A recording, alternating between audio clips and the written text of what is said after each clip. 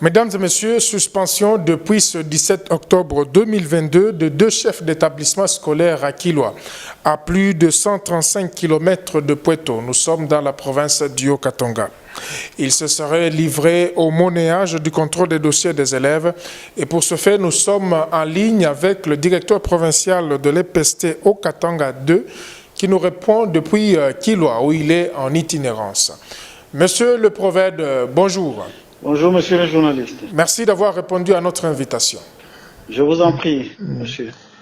Dites-nous, monsieur le Provède, étant sur place à Kilwa, comment se présente le fond du dossier? Au fait, on nous a cité 4 écoles, notamment l'ITPN, notamment l'Institut Ntambo, Ntenga et Ntondo. Mais arrivé sur terrain, pour votre information, avant d'être Provède, je suis inspecteur.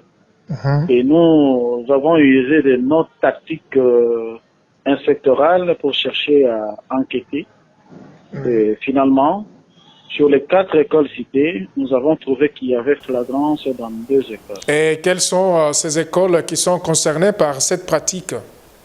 Oui, nous sommes à l'Institut Senga, où, après avoir interrogé les candidats, les élèves, ils ont confirmé que le chef d'établissement a fait payer 50 000. Et ces élèves ont payé 50 000. Il y a aussi à l'Institut Tondo, qui est une école. Donc, Senga, c'est une école conventionnée, protestante. Et Tondo, c'est une école non conventionnée. Nous avons trouvé aussi qu'en Tondo, il y avait ces cas-là. Et apparemment, comme nous sommes arrivés, on a commencé à l'ITPN, passant par Senga et Tambo. Tambo et Senga sont situés dans une même enceinte. Et j'espère que pendant que nous étions là, ceux de l'autre école étaient déjà informés. Et nous avons trouvé sur terrain que les chefs d'établissement avaient fait payer 50 000 aux parents. Et en arrivant sur terrain, on a constaté qu'ils avaient commencé à rembourser 12 000 francs aux élèves. Et nous nous sommes dit qu'il était déjà pris dans les pièges et nous n'avons pas manqué prendre des sanctions exemplaires. Et de quelles sanctions parlez-vous, monsieur le Provède, pour ces 2 chefs d'établissement? Ils sont suspendus, monsieur le journaliste. Ils sont suspendus, là on ne peut pas dormir.